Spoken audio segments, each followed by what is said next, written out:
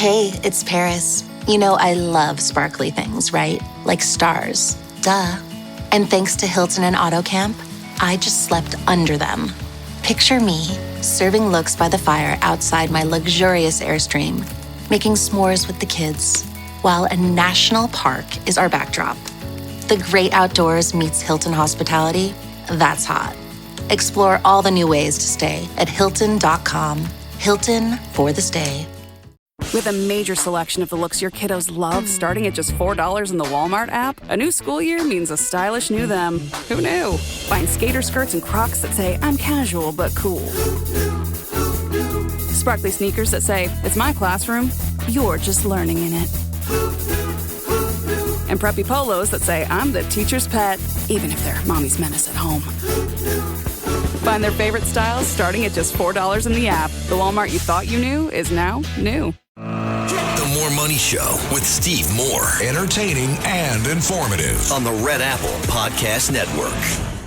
This is Steve Moore. This is the More Money Show on Red Apple Audio Network and our flagship station, WABC in New York, with affiliates throughout the country. Thanks so much for listening. If you're a new affiliate, because we keep picking them up every week, welcome. We talk about the economy. We talk about economics. We talk about finance. We talk about politics. We have a lot of fun on this show. We try to make economics fun. So thanks for joining. And tell your friends about it, because this is important stuff we're talking about in terms of not just your family and not just your own finances, but the country's finances. And the good news is really good right now. The economy is in good shape.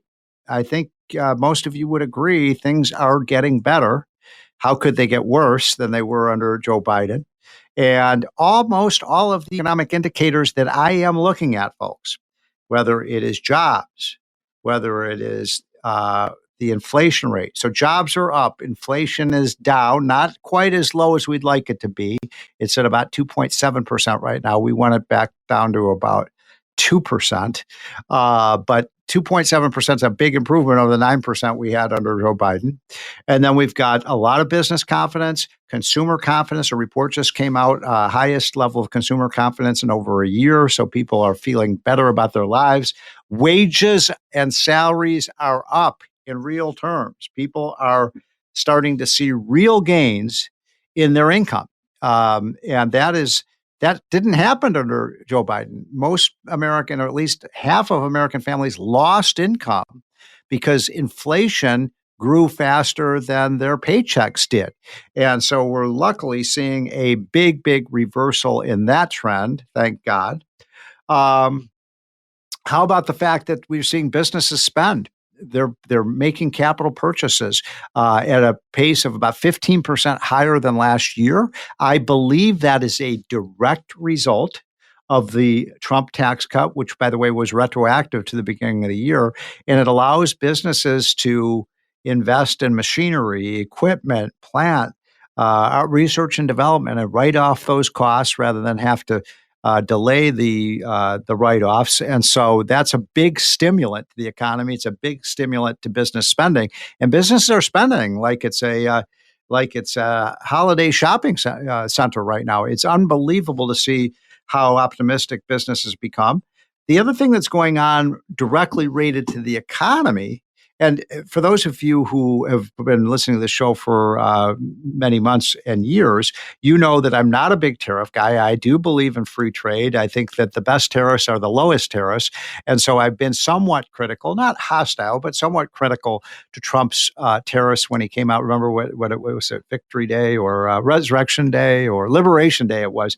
I was skeptical that this plan would work. And I'm still a bit skeptical, but I got to say, so far, it looks like he's racking off a whole litany of new trade deals with countries. And the thing that you have to know about those trade deals is that in almost every case, in almost every single case, these other nations, whether it's Japan, whether it's Korea, whether it's China, whether it's Mexico, whether it's the UK, they are agreeing to lower their tariffs on American agriculture, American dairy producers, American car manufacturers, our technology companies. This is a big win. This is a big win for America. So there's a kind of new burst of optimism out there right now. Now, look, that could dissipate. Something could go wrong tomorrow or next week, and the stock market could fall. By the way, the stock market, S&P 500 and the Dow Jones are at or near record highs. Remember, by the way, 6 months ago, all the media people saying Trump's going to cause a Great Depression. Remember that? Oh my God. Go to the ledge and jump off because we're going to have a market crash like we had in 1929. Trump is dangerous. Well, so far, country's doing pretty well financially. You never know what's going to happen next with Trump. And I've worked with him as an advisor on and off for 9 years now. And I've always said there's a good Trump and a bad Trump, and the good Trump is really good. And sometimes the Trump can get off base a little bit. And incidentally, one of the things I do on this show, and I know it irritates some of my Trump friends, and I'm a Trump guy myself, I like to call the balls and strikes as I see them. So if Trump is doing something I'm not really wild about, I'm going to tell you. And now I think I'd say 80% of the things he's doing are really wonderful. Deregulating, promoting American energy, promoting American mineral production, cutting tax rates on our businesses, and so on. Good stuff. The trade stuff, I think the grade is still out. So far, it seems to be going pretty well.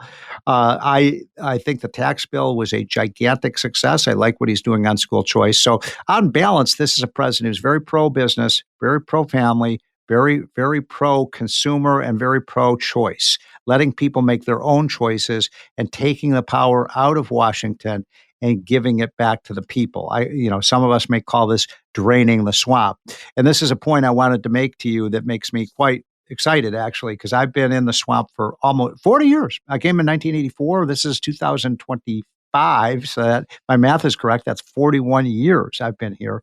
And, as Reagan used to say, the closest thing to immortality on this earth is a federal government program. It was almost impossible to get rid of a program. Reagan did his best to try to get rid of some of these oinkers in the budget, and he's failed in most cases, made the best try he could, but he just could not get it done in almost all cases because the blob fought back against him. And the blob, has its stranglehold on the Republican Party just as it does on the Democratic Party. Trump last week signed an executive order that is eliminating Corporation for Public Broadcasting, NPR, USAID, all these other peace programs that don't seem to be creating peace. And by the way, why does Elmo is one of the richest guys on the planet. Why does he have to have federal subsidies? He's a billionaire, right, Elmo? How much money did Elmo make on the Tickle Me Elmo? So my point is, if you like NPR and CPB, you're fine. I like public broadcasting. I listen to NPR. Pay for it.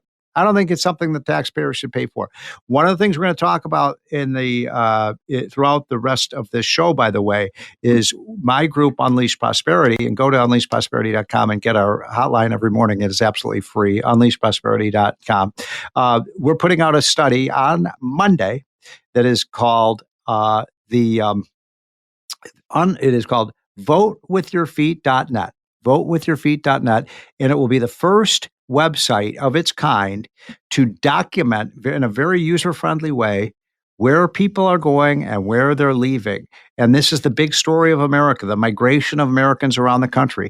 You know the headline on this, right? The Northeast and California are losing people en masse. And where are the people going? They're going to Florida. They're going to Texas. They're going to Tennessee. They're going to Utah. They're going to Idaho. They're going to South Carolina, North Carolina, and those states. So the Southeast is now the most powerful region in the country. We have the documentation of that.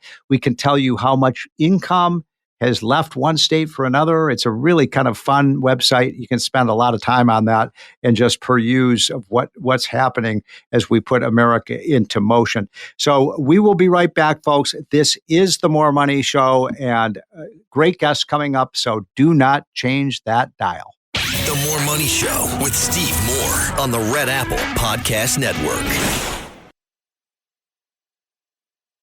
This episode is brought to you by Starbucks. Smooth, bright, deliciously crafted. Introducing Starbucks Sansera Blend, their smoothest, brightest coffee yet. It's a new kind of light roast, one that's packed with so much flavor, it shines no matter how you brew it. So go ahead and try it hot, iced, black, or with a splash of creamer. Visit athome.starbucks.com/Sansera-blend-coffee to bring Starbucks Sansera Blend home. Not all meals are created equal. For instance, breakfast has the spicy egg McMuffin for a limited time, and lunch doesn't. McDonald's breakfast comes first. Ba-da-ba-ba-ba. Hey, it's Ryan Reynolds here from Mint Mobile. Now, I was looking for fun ways to tell you that Mint's offer of unlimited premium wireless for $15 a month is back. So I thought it would be fun if we made $15 bills. But it turns out that's very illegal. So there goes my big idea for the commercial. Give it a try at mintmobile.com/switch. Upfront payment of $45 for 3-month plan, equivalent to $15 per month required. New customer offer for first 3 months only. Speed slow after 35 gigabytes if network's busy. Taxes and fees extra. See mintmobile.com. Running a business comes with a lot of what-ifs. But luckily, there's a simple answer to them. Shopify. It's the commerce platform behind millions of businesses, including Thrive Cosmetics and Momofuku. And it'll help you with everything you need. From website design and marketing to boosting sales and expanding operations, Shopify can get the job done and make your dream a reality. Turn those what-ifs into... Sign up for your $1 per month trial at shopify.com/special offer. The More Money Show with Steve Moore. Entertaining and informative on the Red Apple Podcast Network. Welcome back, folks. This is the More Money Show on WABC and affiliates throughout the country. Thanks so much for joining.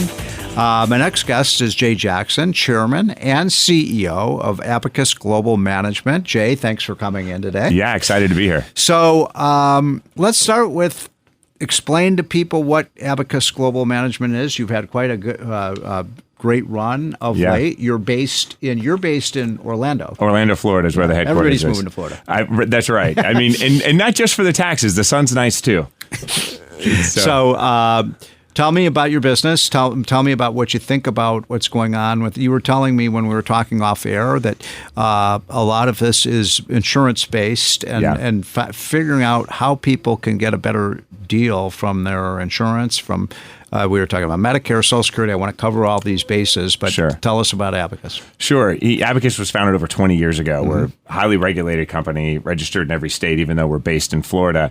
And you don't have to be in Orlando to. No. This and your website, by the way, Abacus is it abacusgm.com? Abacus GM, so Abacus Global ABACUSGM.com. Got it. Yeah, that's right. And we're a nationwide company. We operate in every state. It's highly regulated through the insurance department. But the biggest thing that we do is education. Okay. Right? Abacus Global Management, if you look at us across the board, there's a couple things that we focus on. First is better understanding lifespan-based types of financial products and applying lifespan to different types of financial products. Specifically, we started with insurance. And you mean life insurance? Okay. That's right. And starting with life insurance, the biggest question that we had to solve for, which was pretty astounding to me, and most people are kind of shocked when they hear it, that there's $14 trillion of life insurance in force in the United States. $14 trillion. It's two and a half times the U.S. residential real estate market. Holy crap. It's an incredible market. Like, it shouldn't be a shock that the largest building in every city is typically an insurance company. And of that $14 trillion, 90% of it will never pay a claim. That should be a shocking stat. Now, this is life insurance? Life insurance, meaning that, when people think about life insurance, many times they're looking at it as, oh, this is going to be something not for me personally. It's going to be for my heirs. But what happens is that as people start to age, they get into 75, 80, they look at their life insurance differently. Their kids are grown up. Right. Maybe it served its purpose. Right. And currently, when they they don't realize how much they're vested, right, in that. That's right. They don't realize that it's actually personal property. Right? It's the only country in the world where life insurance is personal property. If you fill out an application for life insurance in Canada, Section 1 is applicant. That same application in the United States, Section 1 is owner. And the premiums you pay into that contract are like, for example, if this was a home, right, you would be paying your mortgage payments into this. So you were telling me earlier that what was the share percentage that's never claimed? 90%. So 9 out of 10 life insurance So no wonder policies. The insurance companies are doing so well. Yeah, they do okay. Like, and what's interesting too is that if you even age this up a little bit and you say, okay, let's just focus on those over the age of 65, which I think is probably the biggest tragedy in this. 75% of those over the age of 65, those life insurance policies aren't paying a claim. Go ahead. Wait, I want to understand this. So someone started paying their life insurance premiums like maybe in their 30s or 40s, so that, if they die, they've got money for their kids. And so they paid these premiums month after month after month after month. Right. And then they stop paying. That's right. Even though they've got so much money. I mean, that's just right. leaving money right on the floor. And that's because they don't treat it as an asset. They treat it as debt. As insurance. Yeah. They're like, this but isn't both, for me, right? and it's a cost. Right. They're paying something per month. They don't realize there's a true asset value behind that policy in today's terms.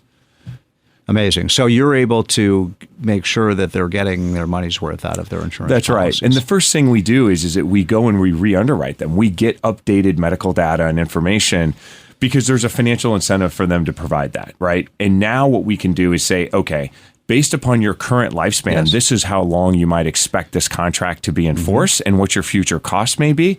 That means that your contract, you have $1 million life insurance policy, it's not worth $0. You shouldn't just stop paying on it. Yeah. It might be worth $250,000. It might be worth $300,000. Right. This could be a 7-year contract, a 10-year contract. Right. Do some people not pay just because they don't have the money to keep paying the premiums? It's they interesting. Don't feel like they need it. It's really the latter. Yeah. It's not that they can't afford it. That sometimes happens. Right. The average size policy we acquire is $2 million.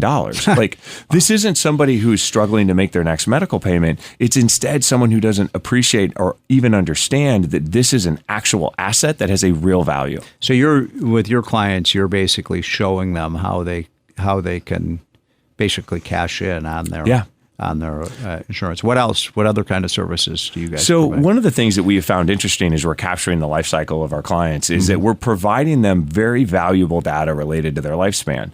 Because, by the way, most of our listeners, because I know this because we take a lot of callers, most of them are, I would say the average age range is between 45 and 75 years old. So there are people who are later stage in their life. We have some young people who listen, but so this is particularly pertinent to somebody in their 50s, 60s, 70s. That's right. And understanding not just the financial products that they're investing in, more importantly, the value of what that life insurance might be and how they can apply it to different areas. But beyond that, think about what we do, right? We get updated medical files and we establish an updated lifespan. We re-underwrite them as an individual. We get family history, all of this medical data, and that data is really valuable for them because now if your number one Well, you mean fear, if they're healthy? Even if they're not healthy. It's really important to understand that because everyone shouldn't be treated the same. And what I mean by that, not in a negative way, but in a positive way. Right? If you're 70 years old and you have a family history of cardiovascular disease, liver disease, diabetes, all of these things, you should have a better understanding that says, hey, maybe my lifespan it for sure is shorter than your neighbor who doesn't have any of those, right? And therefore, you should treat your financial planning much different because of that, right? You shouldn't be putting money into the same annuity that a healthy person is, right? You should be thinking about how you manage your withdrawals much differently. Number one fear in retirement is what? Running out of money. How on earth do we not take a moment and better understand how long we're going to be in retirement? Yeah. And that's the data we provide. Certainly we work in the life insurance space and show people how their life insurance policy has value in today's valuation, not once they've passed. So you're in Orlando. We have listeners around the country. Yeah. How do they interface? I mean, they want to meet with an individual person, you or others, who can give them advice. They don't just want to go to the internet. So how to in other words, you're national. We are national. And they can sit down with their local insurance agent, their financial advisors. They're very well aware of us. We run national television campaigns. We receive about 10 to 12,000 inquiries per month. I've seen your yeah, great. We produced a simple to use calculator for folks so that they could go on and just put in their age, policy size, policy type, and it'll instantly tell them what that policy valuation could be. So at least they can start to assess what that looks like. I'm talking to Jay Jackson. He's the chairman and CEO of Abacus Global Management. They've been a great sponsor of our show. So it sounds like this is just a logical thing for people to do because you're going to, there's really no downside to this. You may have money you're leaving aside and not tapping into that. And then you die and you're not going to have Nobody's going to get it. And the insurance company's going to have a big windfall. So and I think most people don't really understand how their life insurance policy works, Right. you know, and that's Right. I think why they might want to turn to you. Yeah, I think so. And we're seeing that increase every single day. And what was the number again? How many trillions are in this? 14 trillion, 14 trillion of life insurance in force. And so there's a massive market. We have the type of what they would call TAM, or total addressable market, that Google would be jealous of, right? And, you know, Awesome. as a public company, we can provide these services. And there's a lot of people who look at both the stock and of course, our business. Well, folks, that's Jay Jackson. He is the chairman and CEO of Abacus Global Management. By the way, I just want to mention this one more time. If you want to get in touch with them, a good way to do it is just go to abacusgm.com. That's ABACUSGM.com. Folks, this is the More Money Show. We will be right back. The More Money Show with Steve Moore on the Red Apple Podcast Network.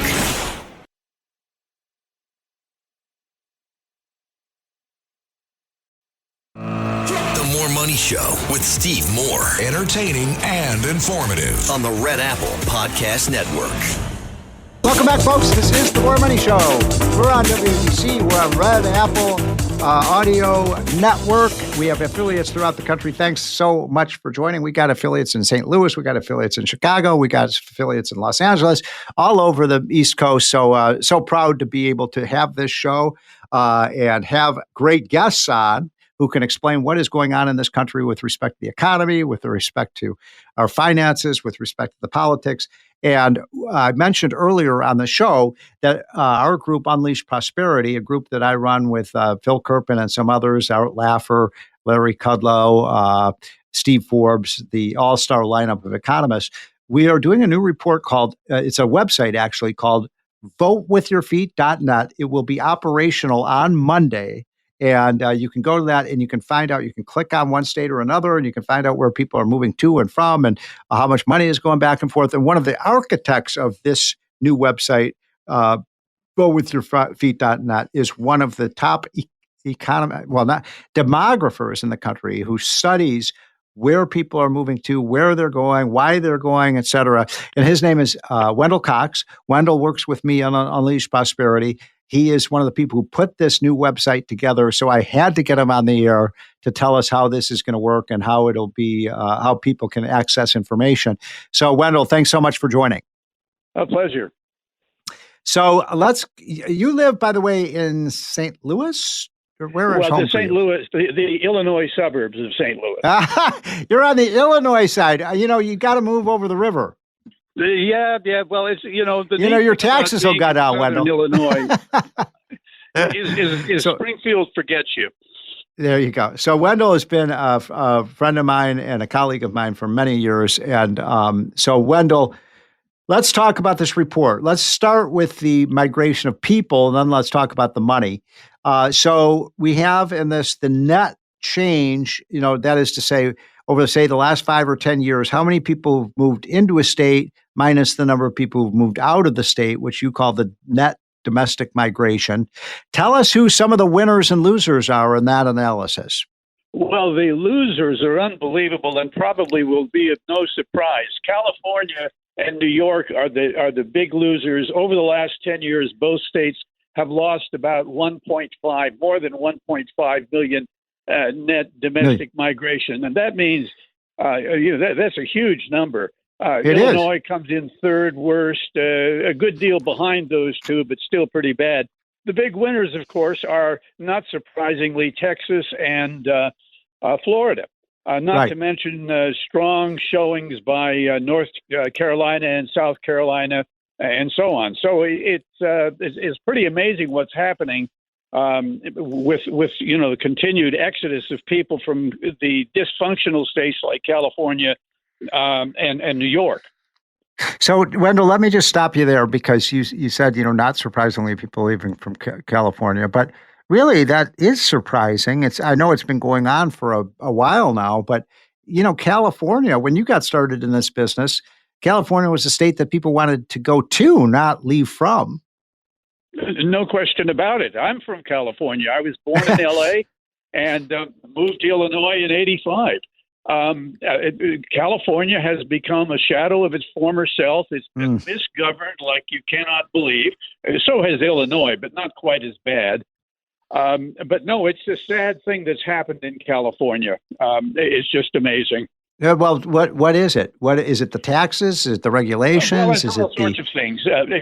First of all, well, I don't want to put them in order, but we have in California the highest state income tax. That deters people, obviously. Yes. We have. I think that, by the way, I think that rate is about 13%. Housing affordability, and you can blame that on public policy. It isn't that anything is better in California. If you go back 50 years, California prices were just a little bit higher than the rest of the country. Now they're way ever higher, and they've got themselves into just a terrible situation where they can't even get people to come in with investment to build new housing because the regulation is so tough and makes things so expensive. So this is a surprise because, I've always said, California is a little slice of heaven when it comes to the beauty of that state, the wonderful weather, the beautiful mountains, the beautiful beaches. I mean, it's just incredible place. You can understand why people wanted to move there. It seems like you'd have to try pretty hard to get people to leave. Well, and they have tried pretty hard. It's unbelievable. I mean, California is great. Wouldn't it be nice to live 30 miles from the beach and be able to go to a beach that's nice and cool even in the summertime and so on? But in fact, young people are having a terrible time. If they're lucky, they're going to be able to get a small apartment in Riverside, San Bernardino. Now, that's not a bad place to live, but it isn't, it's 100, can be as much as 100 miles from the coast. So, the California of my youth and my growing up doesn't exist anymore. So it really is sad to see how many people you meet in Florida and Texas and also some of those other Western states like Utah and Idaho and Colorado say, I used to live in California, but they just finally drove me out. So it does prove, Wendell, that there's a tipping point. People say, well, people. No question about it. No question. What's that? No. Yeah. I say there's just no question about it. Yeah, and they've far surpassed the tipping point. Now, I wanted to just ask you something that I find, a question I find kind of interesting, which is, a long time ago, I debated Paul Krugman. He is a pretty famous economist, and he won a Nobel Prize, and he and I look at the world very differently. We did a very famous debate, and we talked about, I said, well, if all your liberal policies are so great, why is everybody leaving states with liberal policies like high taxes and big welfare benefits and high regulation and that kind of thing? And he said, well, look, the reason that people are moving to Florida and Texas and South Carolina and North Carolina is because of air conditioning. And look, that's kind of people sort of laugh when he says that. And I've laughed, and by the way, people don't leave California because of air conditioning because, California has beautiful weather anyway. But the point I'm making is it is true that air conditioning has made, these southern states more hospitable in the summer months. And I just wonder if you think there's anything to that, the fact that and incidentally, the left wants to get rid of air conditioning now, so maybe that will depopulate the South. Right. Well, I can't imagine that anybody has moved from California to Texas or Florida because of air conditioning. Even with air conditioning, right? Yes. California. A good friend of mine is always talking about it having the best climate in the world, and I think that's pretty true. But you think I'd move back there? Not a chance. There's so many disadvantages to it. And so, what air conditioning did was made it possible for Florida, for example, to become depopulated. If you go back to 1950, Florida had 2 million people. Today, it has 23 million people and has gained 5 million in New York and passed it in the last couple of decades. It's incredible. It's one of the biggest migrations in American history, really. Oh yeah, no question about it. So one last, because we don't have a lot of time, and I want to have you on in the next couple of weeks because there's so much to delve into. Folks, if you want to find out more of this information, starting on Monday, the site will be live. It's called votewithyourfeet.com, and you can, or .net, you can click on a couple of states, like you could click on California and Texas, and it will tell you how many people move from California and Texas over a certain number of years. And, it's really user friendly. I think people will have a lot of fun with it, but I think researchers will get a great benefit. One of the things that people have said in the past that worries conservatives, and I think you and I would describe ourselves as sort of free market conservatives, is that when people leave California, or they leave Boston, Massachusetts, or they leave New York, they're taking their liberal ways with them. And that's making these red states, pinker.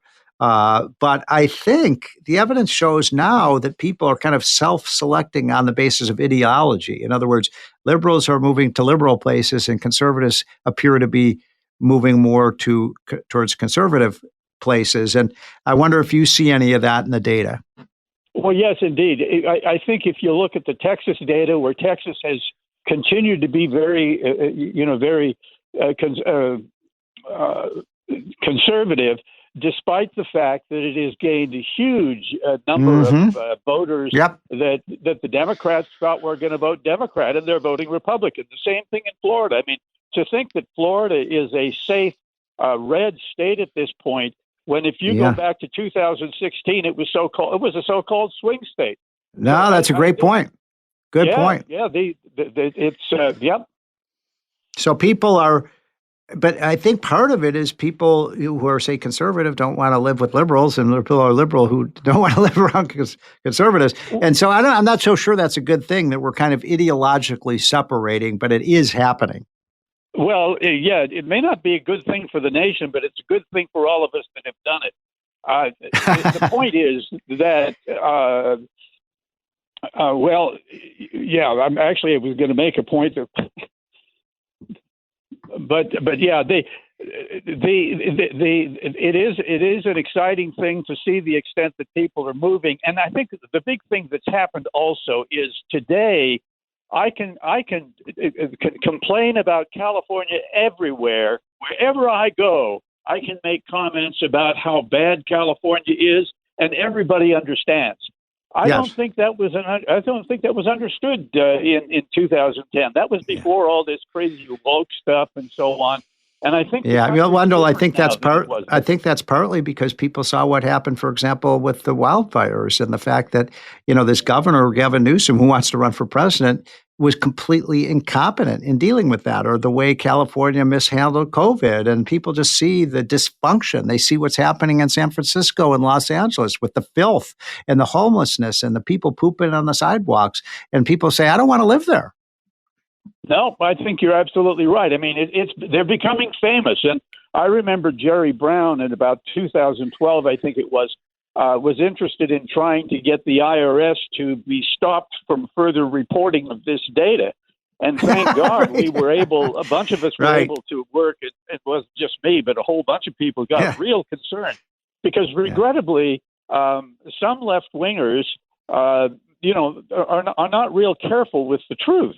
And believe me, if we didn't have this data, nobody would know about this. California had a great reputation until maybe the early 2000s. Yeah. Well, it could, with good leadership, it could come back. We saw that with Rudy Giuliani in the 1990s, who rebuilt New York. I'm heartbroken, by the way, about the idea that you might get a socialist mayor in New York. I think it would destroy that city. And I want our cities to be great again. I love our cities.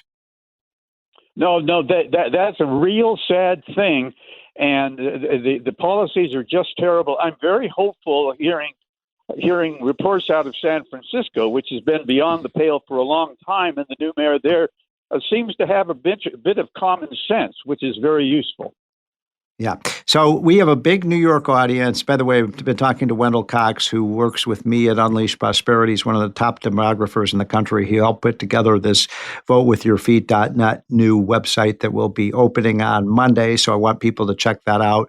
But my last point I would make on this, Wendell, and we've only got a minute left, is the people will leave if this socialist in New York is Mamdani or whatever his name is, and they will leave. We know that rich people will leave, and then guess what? If the rich people leave, then who are you going to fleece? That's exactly right. That's a real problem, and we see this all in foreign countries as well, in Canada and Australia, where people are moving out of areas like this to areas where the politics are better, and the taxes are lower. Yeah. Well, Wendell, you are a star. Thanks so much for all the great work you did on our votewithyourfeet.net. It will be available, folks, on Monday. Check it out and have your kids look at it. It's really a fun tool to use in terms of, and by the way, you'll figure out if you want to move from where you live, good places to go to. You can see where the country is moving towards. This is the More Money Show, folks. We will be right back. The More Money Show with Steve Moore on the Red Apple Podcast Network.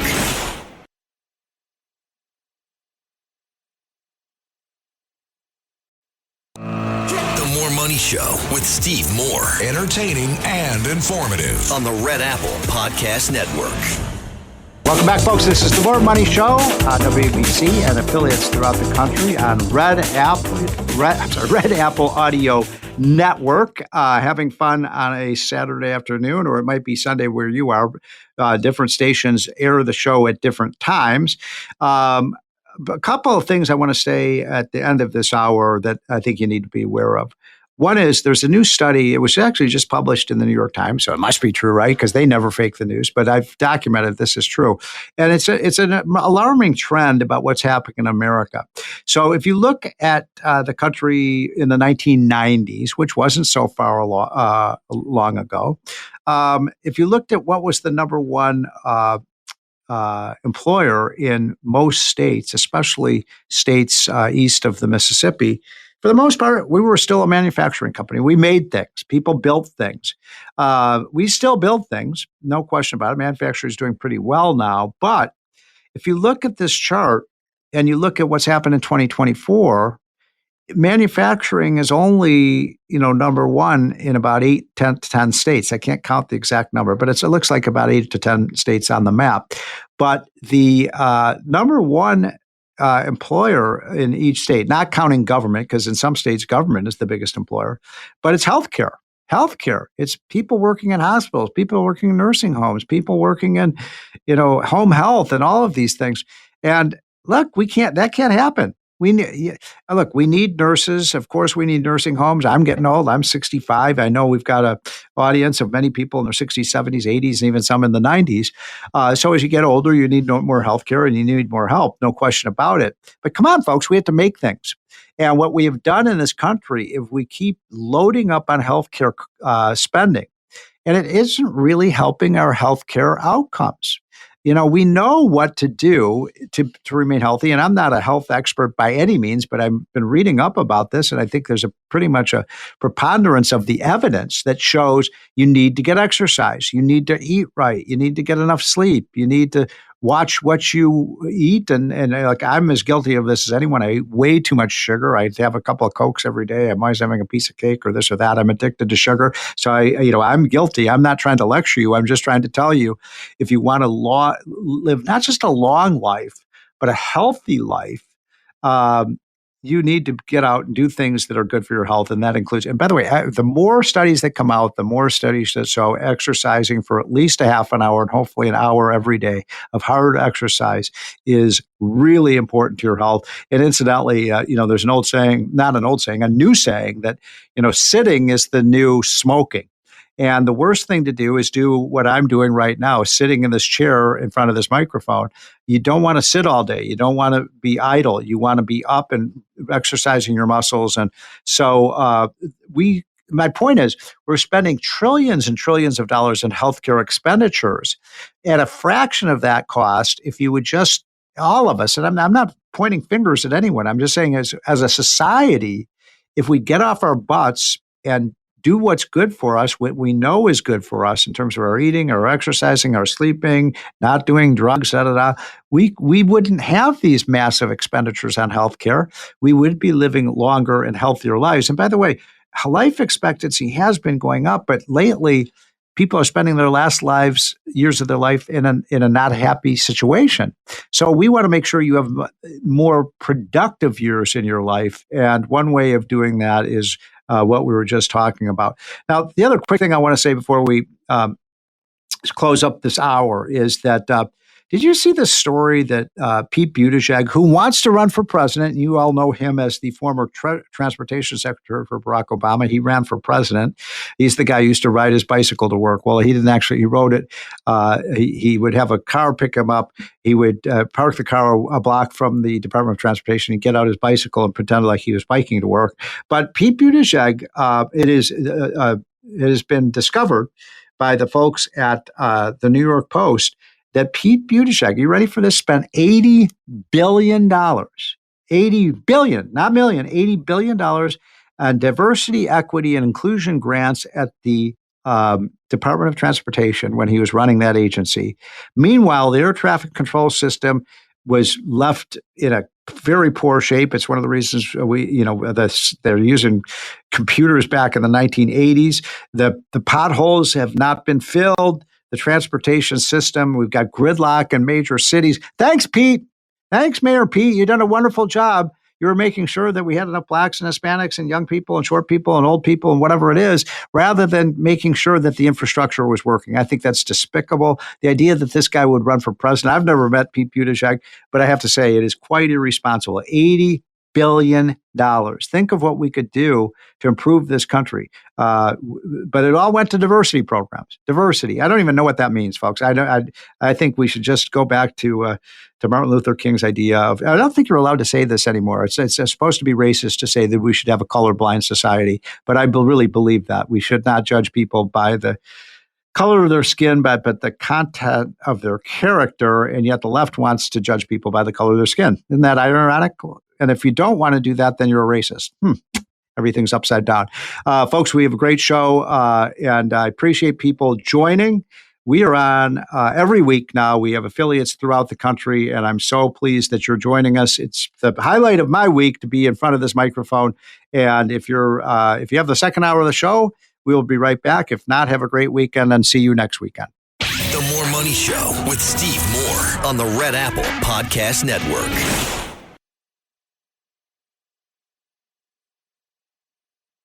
This episode is brought to you by Greenlight. Get this. Adults with financial literacy skills have 82% more wealth than those who don't. From swimming lessons to piano classes, us parents invest in so many things to enrich our kids' lives. But are we investing in their future financial success? With Greenlight, you can teach your kids financial literacy skills like earning, saving, and investing. And this investment costs less than that after-school treat. Start prioritizing their financial education and future today with a risk-free trial at greenlight.com/Spotify. Greenlight.com/Spotify.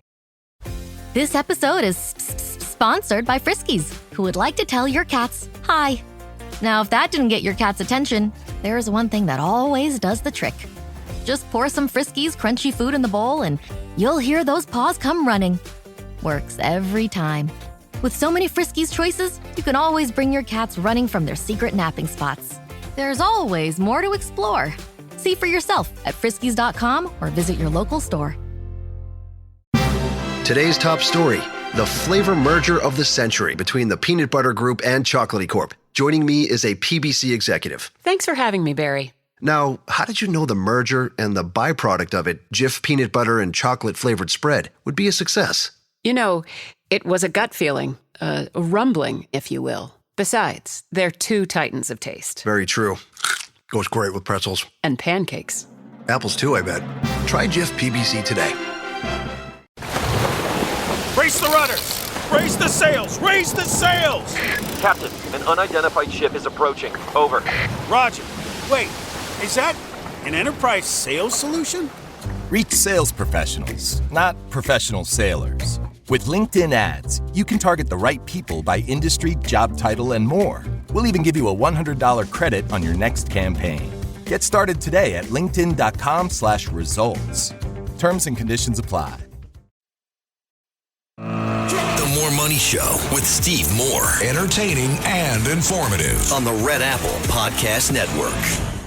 Welcome back, folks. This is the second hour of the More Money Show. We're on Red Apple Audio Network, and our flagship, of course, is the great WABC in New York.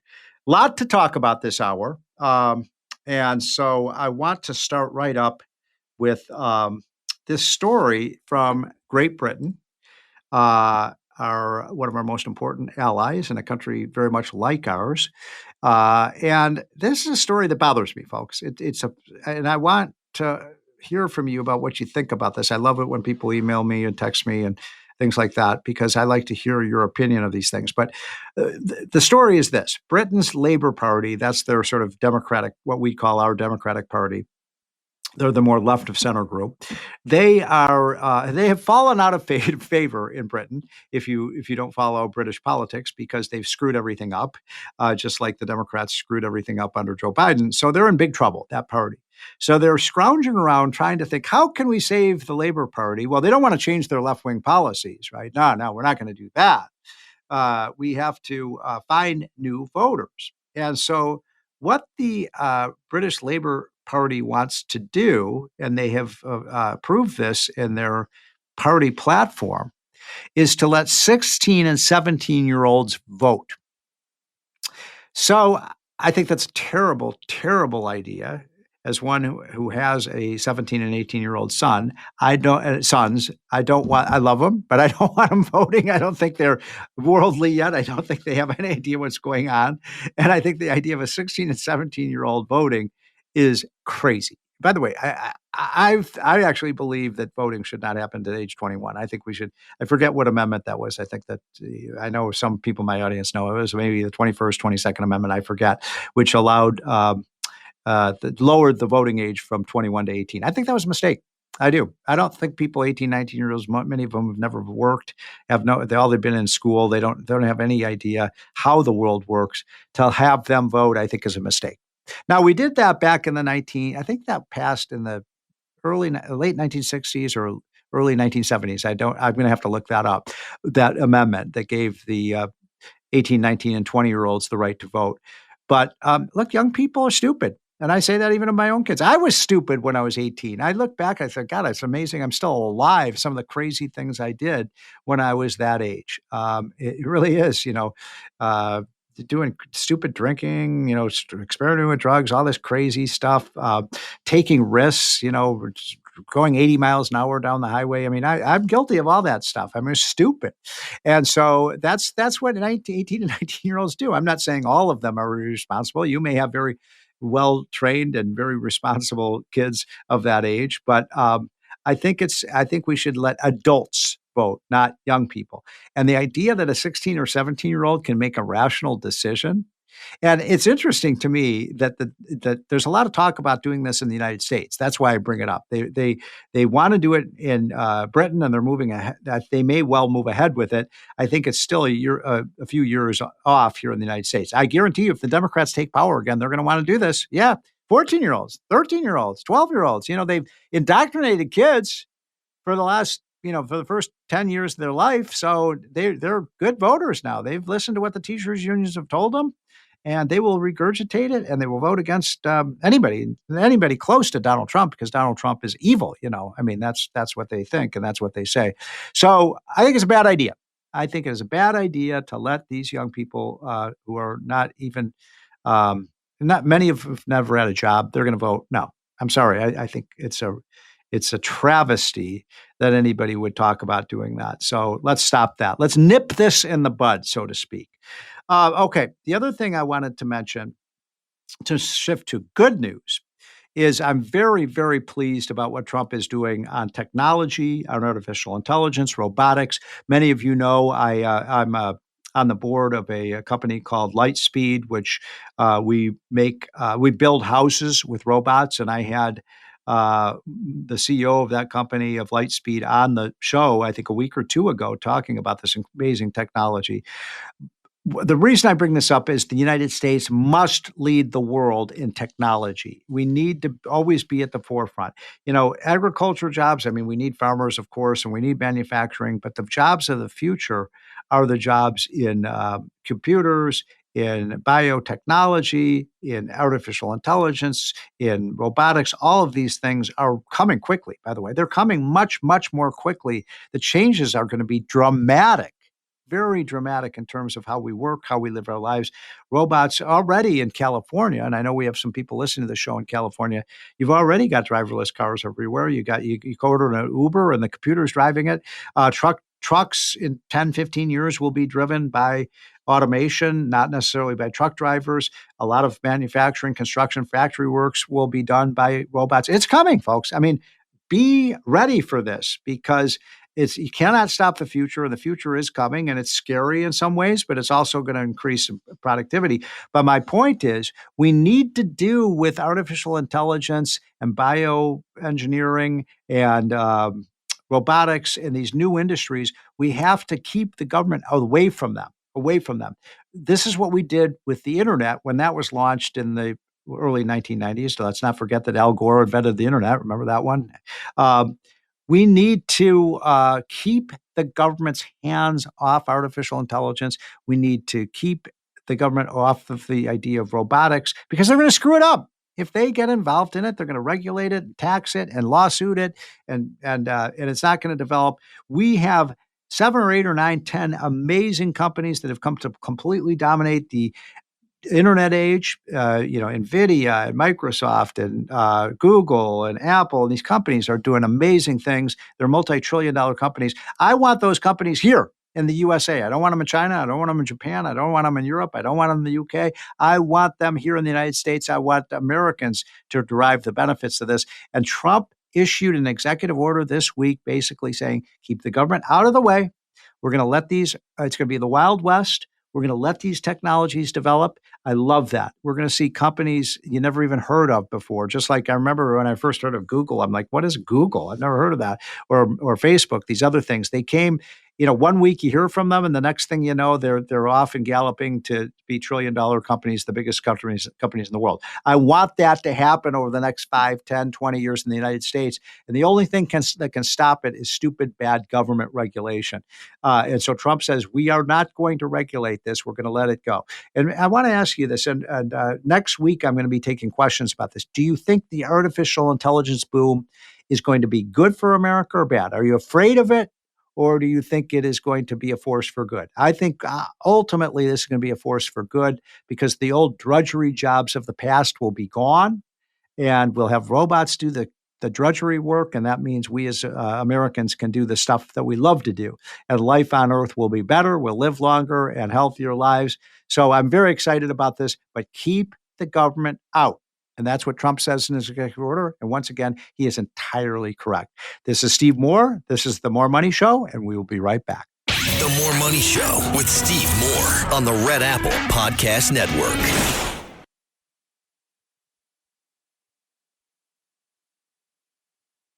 The More Money Show with Steve Moore. Entertaining and informative on the Red Apple Podcast Network.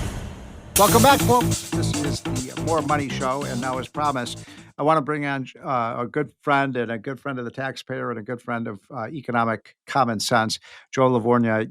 You probably know him from his many, many appearances on Fox News and Fox Business News, and he is now special counsel to Secretary Bessent at the Treasury Department, where he has been doing amazing work on the tax bill and so many other issues that are working out for American taxpayers. So, Joe, thanks for what you and Secretary Bessent and my good friend Alexandra Priate are doing for this country. It's just one win after another.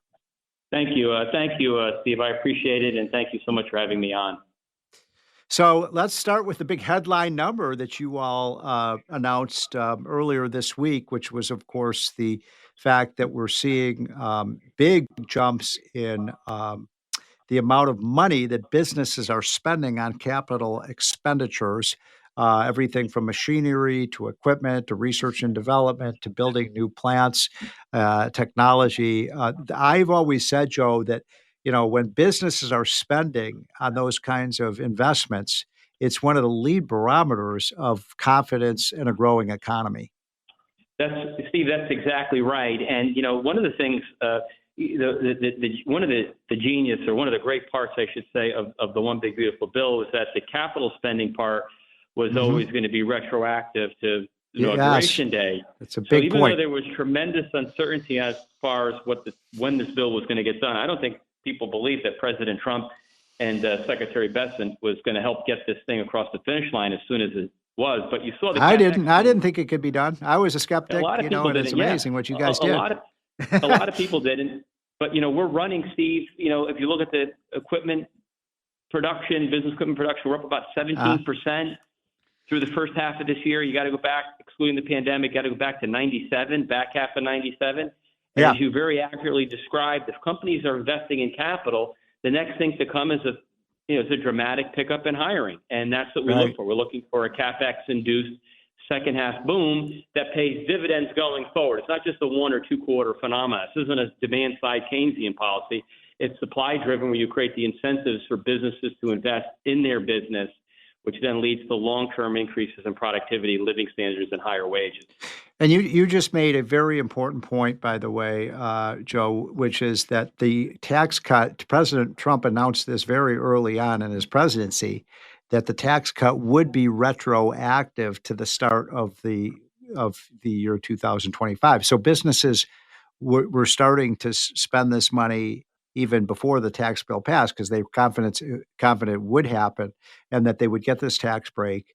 And, our mutual buddy, Larry Kudlow and Art Laffer always say, if you tax something, you get less of it, and you tax something less, you get more of it. So when you ease the tax burden on, building a $5 million factory or, a $500,000 piece of equipment, you're going to get more purchasing of these things.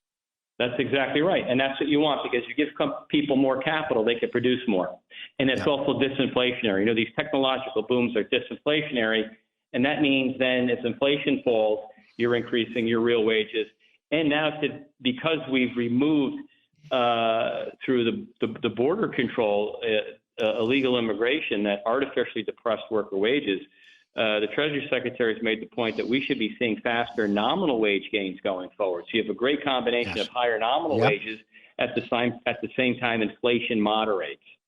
A really good point. And you're exactly right about that, my friend. And so the data on wages is looking good too. Throughout the Biden years, people's wages were falling behind the pace of inflation. So people were essentially getting poorer. And by the end of, by the end of the Biden administration, about half of families had actually lost income rather than gained income. We've seen a reversal of that already.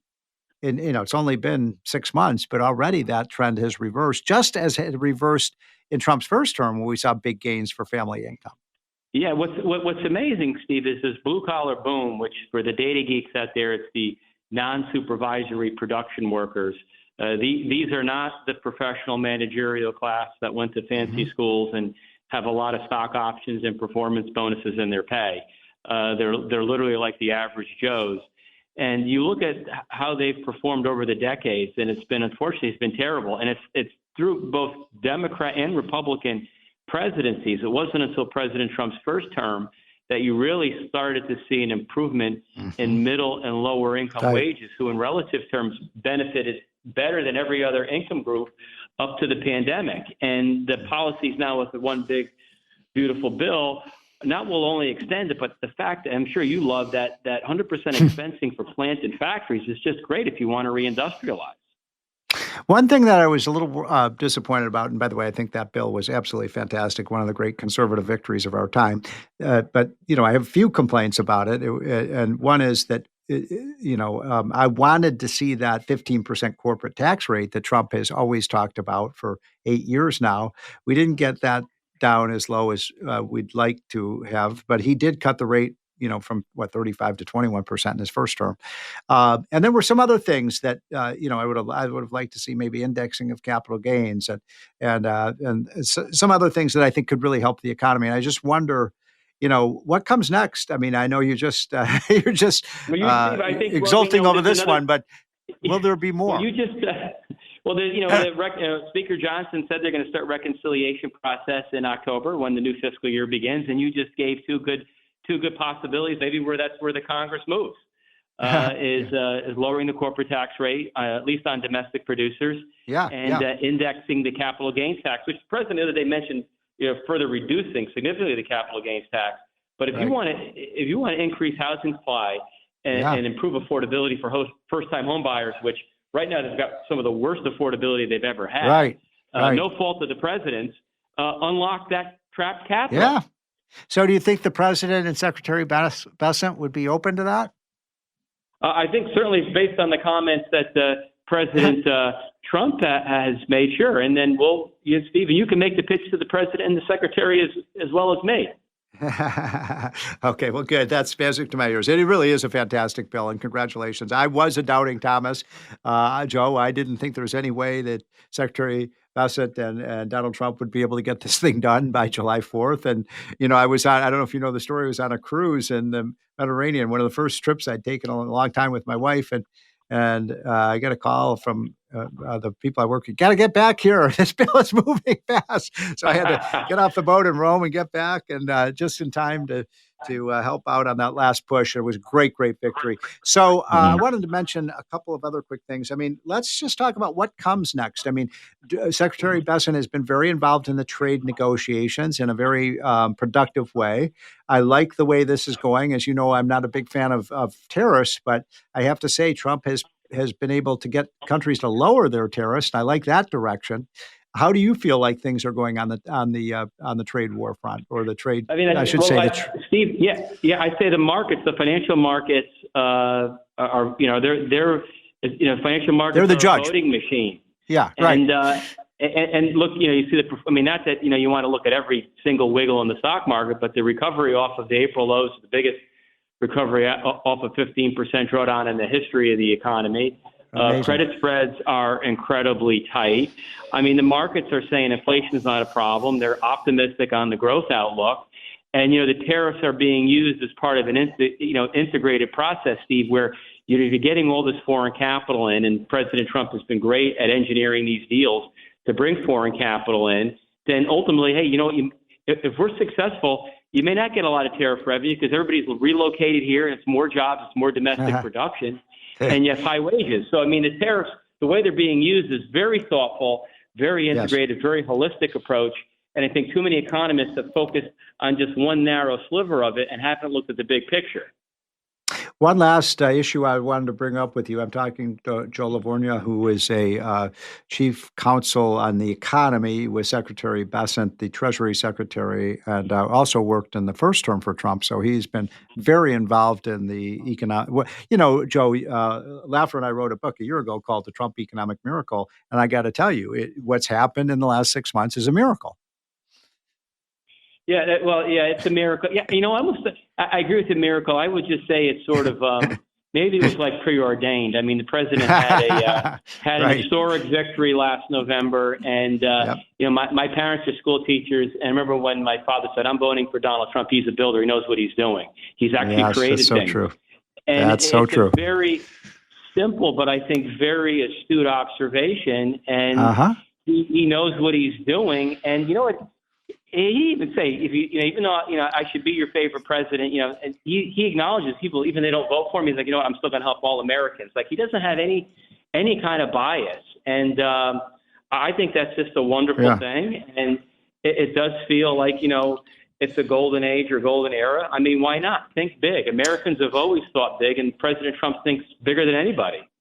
Well, I was fortunate in my early career to work with Ronald Reagan, who I think was one of our greatest presidents. But Trump has been able to do something that even Reagan couldn't do, and that was eliminate government programs. It was Reagan who said that the closest thing to immortality is a government program.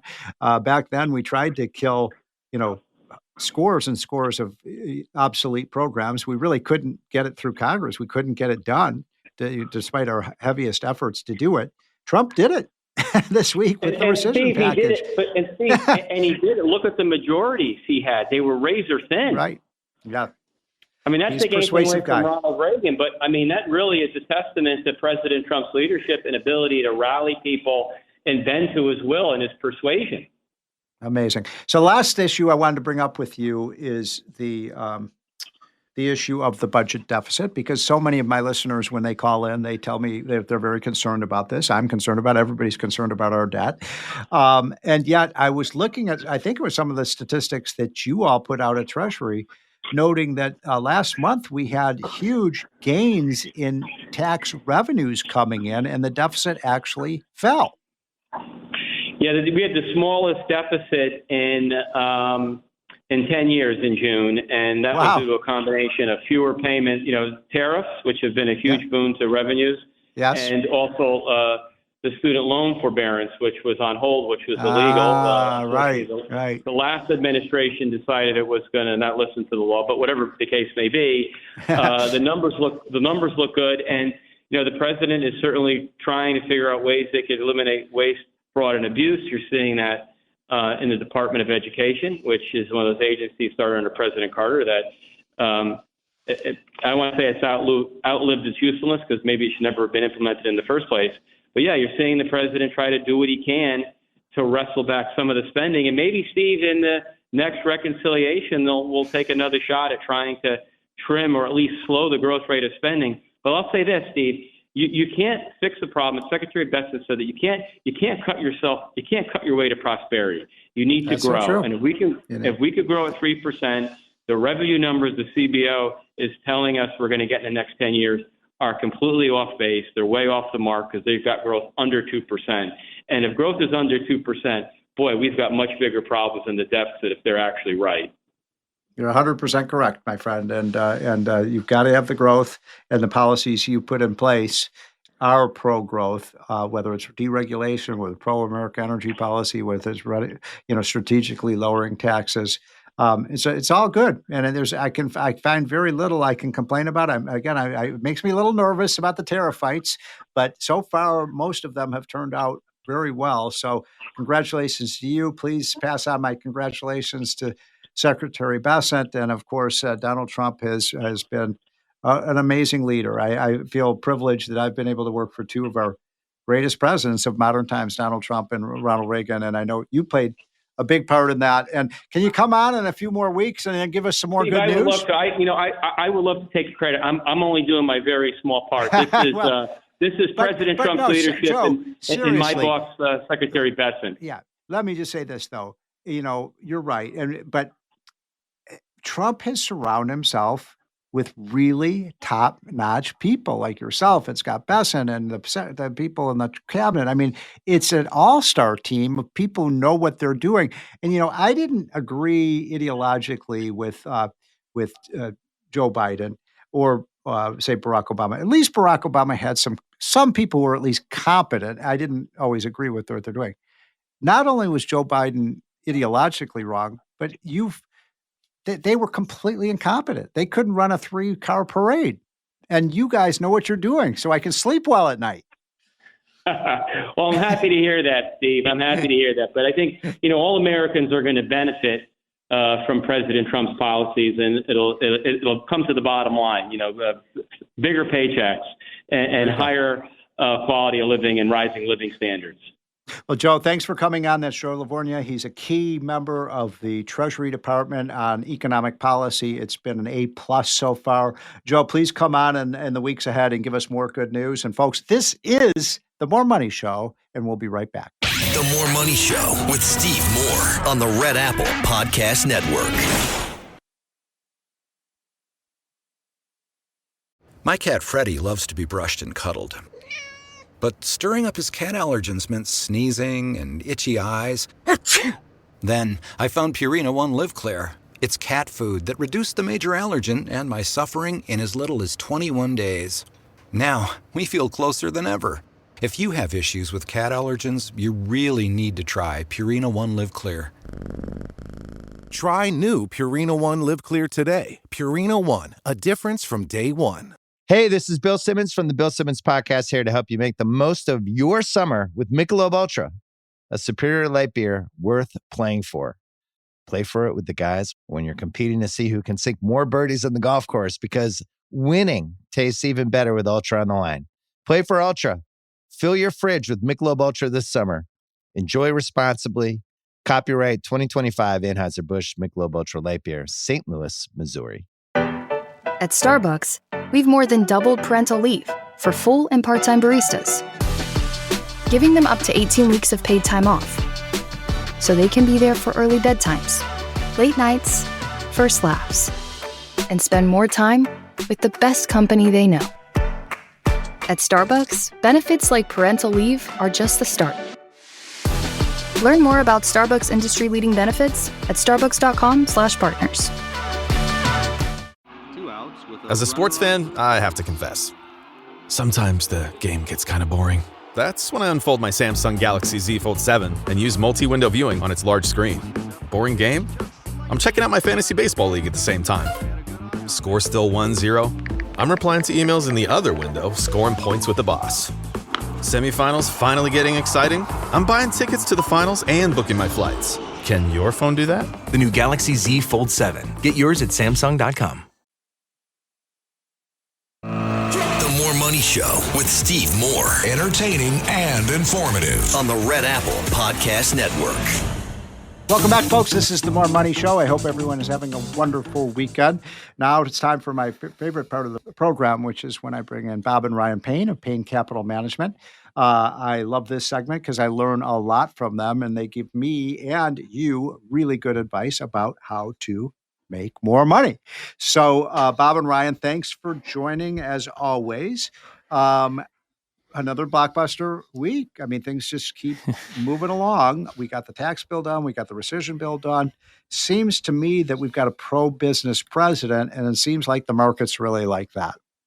Well, I think one of the things that's, I think not kind of lost on a lot of investors, Steve, is that there's a lot of deregulation going on. I mean, you were a big part of that in the last Trump administration. Yep. We're seeing companies, come out with fantastic earnings. And also with their capital spending, because they have a clear runway now, knowing that they're going to be rewarded for spending this money, and they're not going to be tied down by government regulation.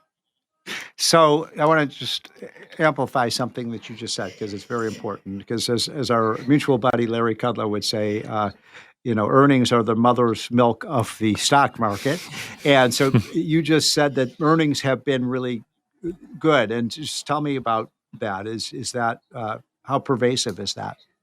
Not only are they good, but Rye, I think that you and I were talking about this the other day. All the analysts are increasing their earnings estimates right now. So I think we're right now at an all-time record high in anticipated earnings. Right. Yeah, and I think it also plays into the fact that tariffs haven't affected the profit picture, right? Yeah. And that was the big thing we heard back around Liberation Day, which I said, January. I said July 4th was a lot more fun. Independence Day was a lot more fun than Liberation Day this year.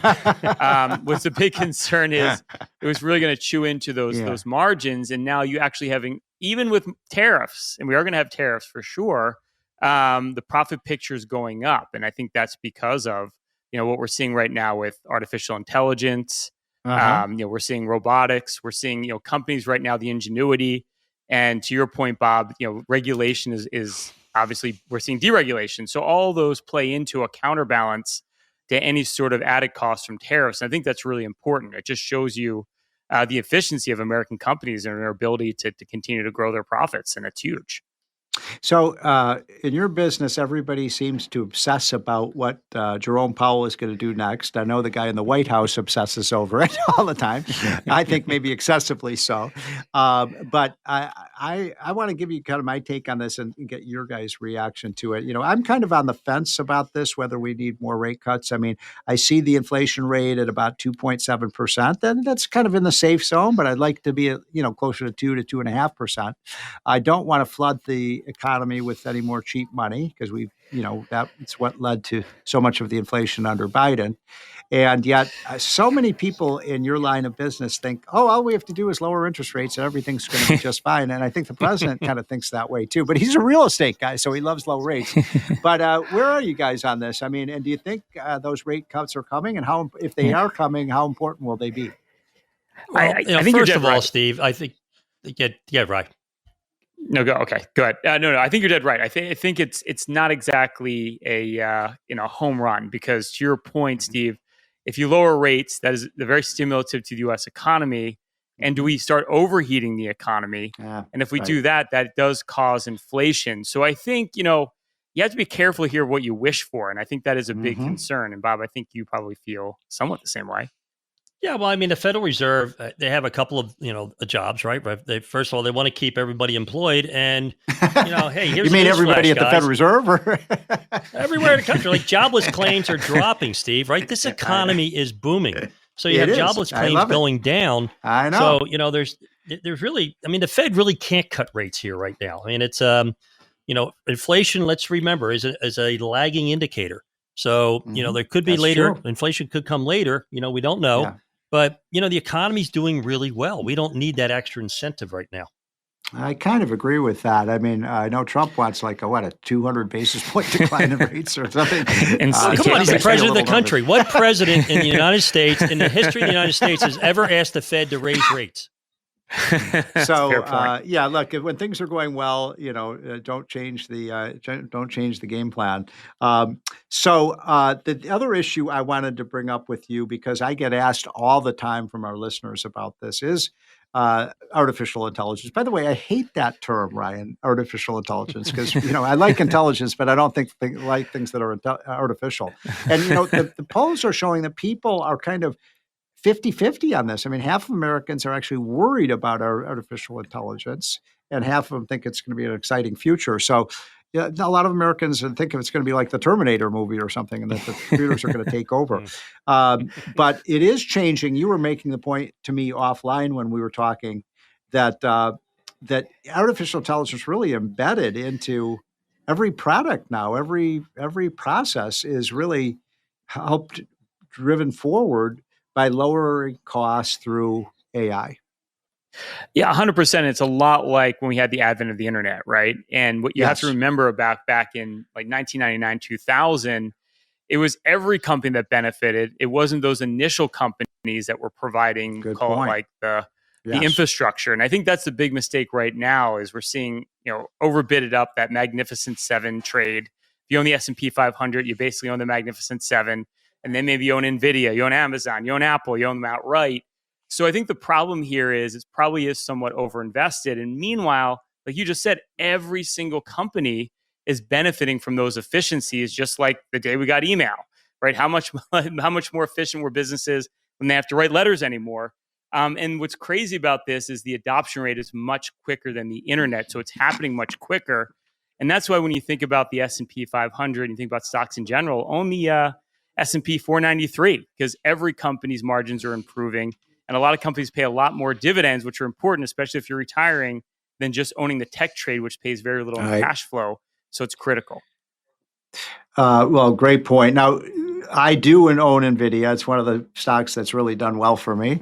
And we bought it about 5 years ago. So we've been very happy with that one. I don't know if you guys, how much expertise you have in this area of the new technologies, but are there any NVIDIAs out there that people should be looking at for the next big run up? Well, of course, Steve, we all know about the Mag 7, right? The Magnificent Seven. Sure. These are the companies that have been, the biggest performers. They supposedly have this giant moat around their businesses.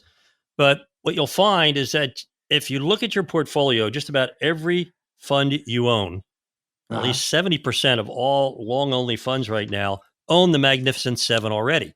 So, everybody's making money on the AI trade. That's a no-brainer.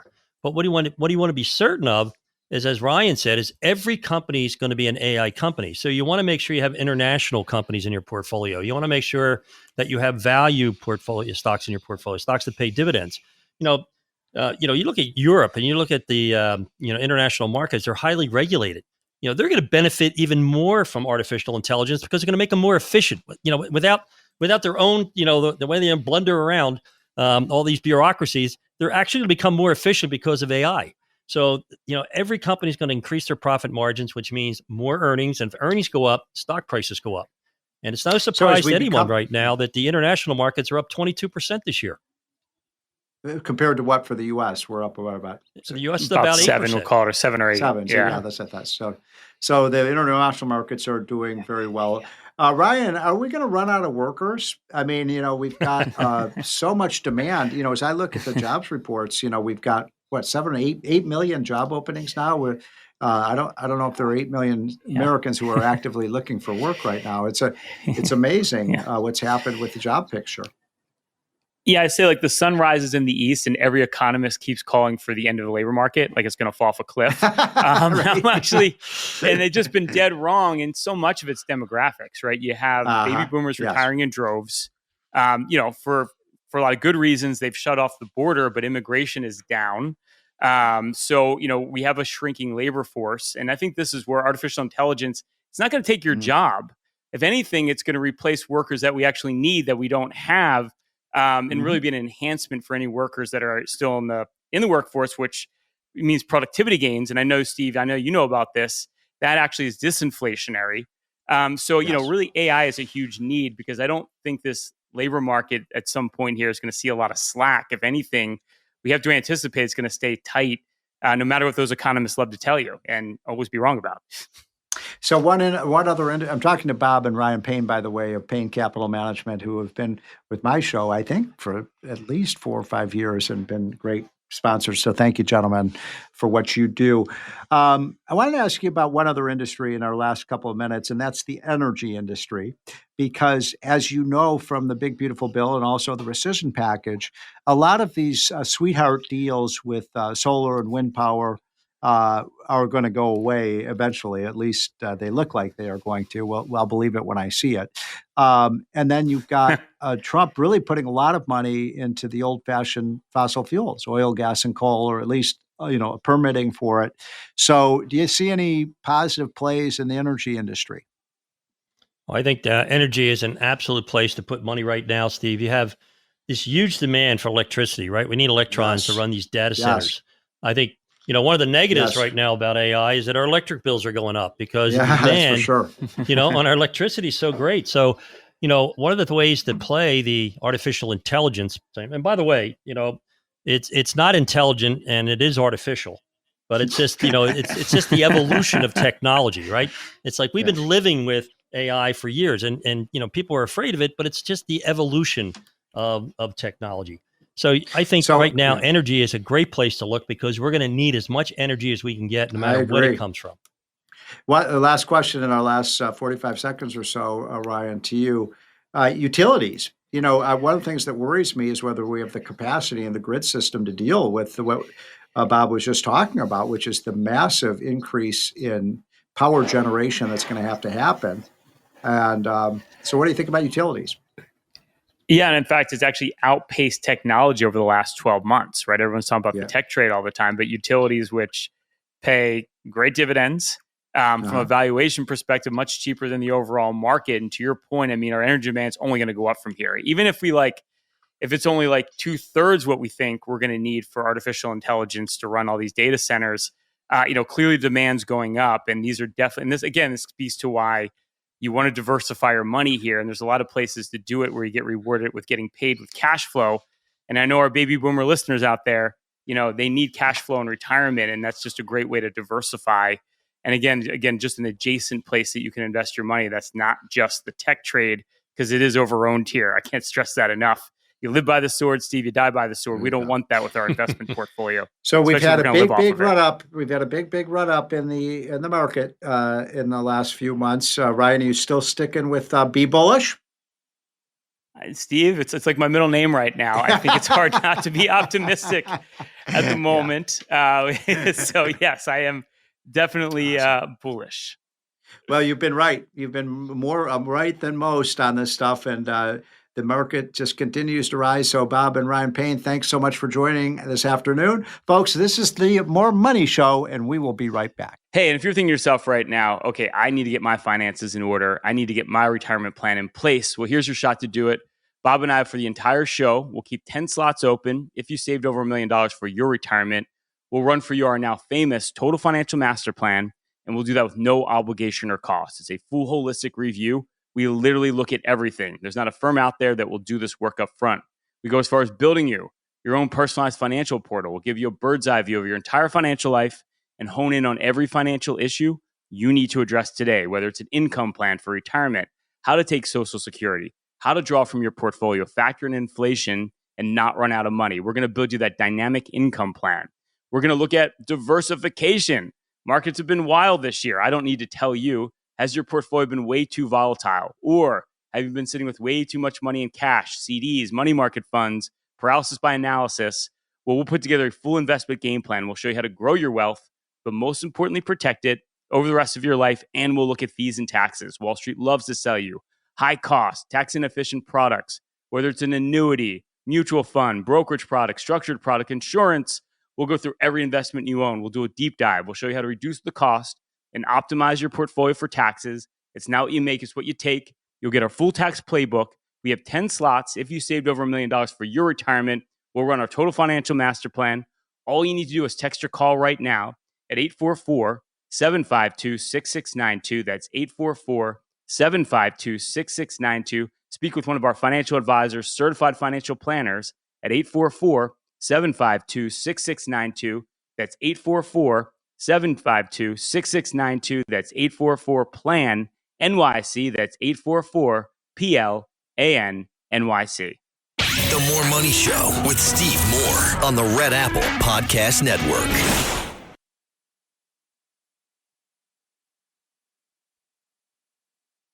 The More Money Show with Steve Moore. Entertaining and informative on the Red Apple Podcast Network. Welcome back, folks. This is the More Money Show on WABC and affiliates throughout the country. Thanks so much for joining. Hope you're having a wonderful weekend. This is a great time of the year. I mean, I love late July, August. It's the time to just kind of take vacation, take stock of what's going on in your life, taking a little vacation. We'll be going to the beach sometime soon.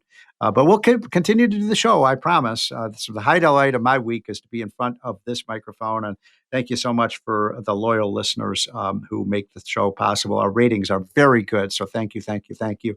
A couple things I want to revisit before the end of the show. One is something I started the show talking about, and I wanted to show you the list of what I was talking about. I couldn't find it, but I found it. I've laid my hands on it. So in our hotline, our Unleashed Prosperity hotline this week, and if you're not getting that, please, please, please, why not? It's free. I'm not selling you anything, folks. It's just a free newsletter that tells you what's going on with the economy, with finances, with business, and with politics. And you can read it 5 or 6 minutes every morning. So just go to unleashedprosperity.com. That's unleashedprosperity.com and click on hotline. Give us your email. We'll send it to you 5 or 6 mornings a week. And if you like it, keep getting it. If you don't like it, just unsubscribe. But I think you will like it. We get it to all the members of Congress. The senators read it. I know a lot of my good friends in the White House are reading it. State legislators, governors read it. CEOs read it. You should be reading it. So anyway, one of the things that we had on our hotline this week, and I want to call this to your attention, folks, is that Trump was able to sign a bill. I think he did it Monday or Tuesday of this week or Friday. I forget what day that was. But it eliminates programs. It actually eliminates government programs that some of these have lasted for 50 years. And I've always said some of these programs, nobody even knows what they do. What happens is we start a program like a wool and mohair program. And we have that went dated back to the World War I because we needed our soldiers to have woolen uniforms, and we just kept doing it, because once you start spending a money program, you keep doing it and doing it and doing it and doing it. And I think we finally got rid of that program like 80 years after we didn't even need it anymore. So there are programs that date back to World War I that we're still spending money on. There's probably cobwebs in the offices. Nobody knows what these people do, and that's, by the way, that's true of the Pentagon too. I get frustrated with some of my conservative friends. Oh, spend more money on the Pentagon and defense. I mean, I'm for a strong defense, but why do we salute waste and inefficiency in our military? And there is a lot of that. And I bet you, if you went into I live near the Pentagon, folks. I guarantee you, if you went around, there's hundreds, thousands of offices in there, and I bet most people have no idea. I don't think even people in the Pentagon have no idea what these bureaucrats do. So we've got to cut our budget. We're $2 trillion short this year, although the budget deficit's going to be a little bit smaller this year than last year. That's good news. At least we're headed in the right direction after 4 calamitous years under Joe Biden. But this bill, this rescission bill, rescission is where you cut out programs that have already received approved funding by Congress, but we no longer spend money on them. And I'm just going to go down this list. It's pretty amazing. Something called development assistance. This is an international aid program. Got rid of it. Economic support fund. Got rid of it. Migration and refugee assistance. $800 million a year. Nope. The private sector can do that. Charitable organizations can provide refugee assistance. The Global Health Program. This is basically the World Health Organization, which lied to us. It lied to us about COVID, and they've never been held accountable. So we finally got out of that. Bravo to Donald Trump. International disaster assistance, $500 million a year. Assistance to Europe, Eurasia, and Central Asia. Why do we have to give assistance to Europe? Europe is a developed country. Why would U.S. tax dollars have to go to the Europeans. I mean, I don't have anything against the Europeans. I just don't think my tax dollars should be going to build bridges or whatever it is that we do over there with this money. They can build the stuff themselves.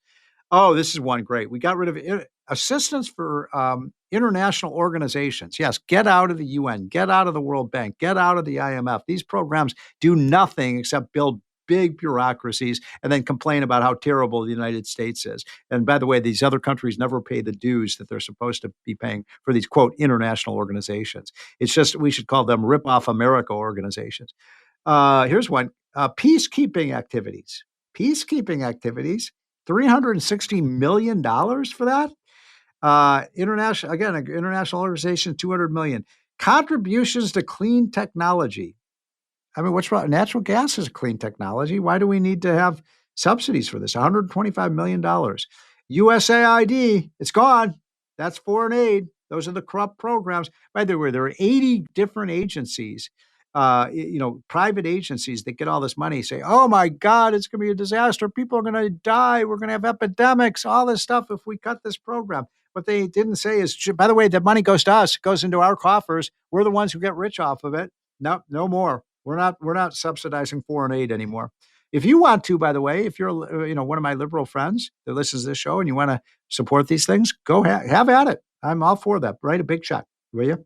I don't even know what this is. Transition initiatives. I have no idea what that is. Here's one. Complex crises fund. What's a complex crisis? I don't know. $43 million. African Development Foundation, $21 million. We've been sending money to Africa for 50 years, folks, and it's still a poor continent. Whatever we're doing, it is not working. Here's one. Boy, I wish this worked. The U.S. Institute for Peace. I don't know if that money is actually creating peace around the world. I think strong defense and peace through strength is a much better strategy. And then this is one I talked about earlier, $1 billion a year for the Corporation for Public Broadcasting, NPR. And I said it earlier, I want to repeat this. I like some of the programs, NPR. I like some of the news stuff. I like some of the programming. I used to, what was that show? The Car Guys, I think it was. It was one of my favorite shows on the history of radio.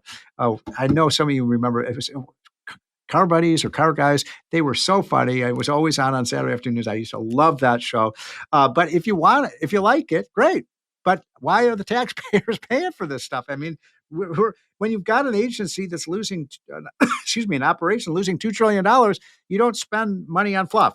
You cut your losses. You don't add to them. So all in all, we saved $9 billion. Thank you, Donald Trump. That's a little start. Now people say, oh, well, that's $9 billion out of $2 trillion. That's not going to help. Every little bit helps. And what we're doing here is we're changing the culture. We're saying, hey, you know what? Just because you used to get the money doesn't mean you're entitled to it every year. That game is up. That jig is up, folks. You don't get the money just because we gave it to you last year. And what the agencies do now, you probably know this, that when they get to the end of the year, if they haven't spent their whole budget. If you were in the private sector, you'd get rewarded as a manager. You could say, look, I came in under budget. I saved our company $2 million. And you'd be rewarded for that. In government, if you're running an agency and let's say you've got $2 million left, you know what your incentive is? Your incentive is to spend every dime of it. Have parties, go out and buy beer and pizzas and blah, blah, blah. Because if you don't spend it all, then the next year Congress will give you less money. This is the way it works in government. I've been in this town for 40 years. The way you derive your power in Washington by how big your budget is. How back-assward is that? In other words, the more money you spend, the more powerful you are in this town. In the private sector, the better you spend money and the more money you're able to save for the business, so the profits are increased, the more you're rewarded. It's exactly the opposite in the government sector. It's why we have so many programs that do not work in this town. Yes, this is just skimming the cream. I understand that. There's hundreds and hundreds and hundreds of more programs that need to be cut. We are on this, though, folks. We are on it. The question is, can we get Republicans to vote for this stuff? By the way, every single Democrat in Congress voted against a single program to get rid of. They don't want to get rid of anything.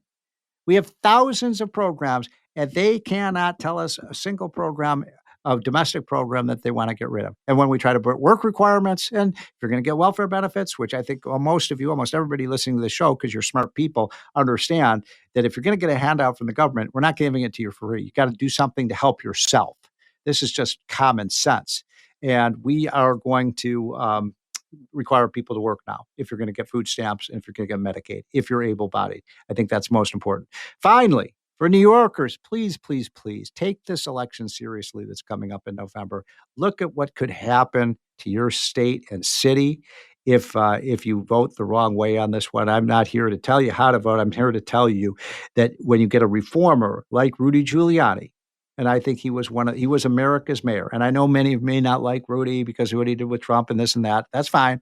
But let's face it, we all agree he was an amazing mayor. He turned around New York when it was bankrupt and falling into the river, and he saved it through common sense reforms. That's what New York City needs. We cannot have our empire city in America go socialist. Okay? It's on you folks. All right? Because I know most of you listening to this show live in New York City. Thanks, folks. Have a great, great weekend. This has been the More Money Show. We will be back. Same bat time, same bat channel next week. Thanks for listening to More Money with Steve Moore. You can hear More Money with Steve Moore Saturday afternoons at 1. If you like the podcast, share it with your friends and listen anytime at WABCRadio.com and download the WABC Radio app. Hit that subscribe button on all major podcast platforms. Plus, follow WABC on social on Instagram, TikTok, Facebook, and X. See you next time for a new episode so you never have to wonder. What the heck is going on here? You just realized your business needed to hire someone yesterday. How can you find amazing candidates fast? Easy. Just use Indeed. Stop struggling to get your job post seen on other job sites. With Indeed sponsored jobs, your post jumps to the top of the page for your relevant candidates, so you can reach the people you want faster. According to Indeed data, sponsored jobs posted directly on Indeed have 45% more applications than non-sponsored jobs. Don't wait any longer. Speed up your hiring right now with Indeed. And listeners of this show will get a $75 sponsored job credit to get your jobs more visibility at Indeed.com/PODKATZ13. Just go to Indeed.com/PODKATZ13 right now and support our show by saying you heard about Indeed on this podcast. Terms and conditions apply. Hiring? Indeed is all you need.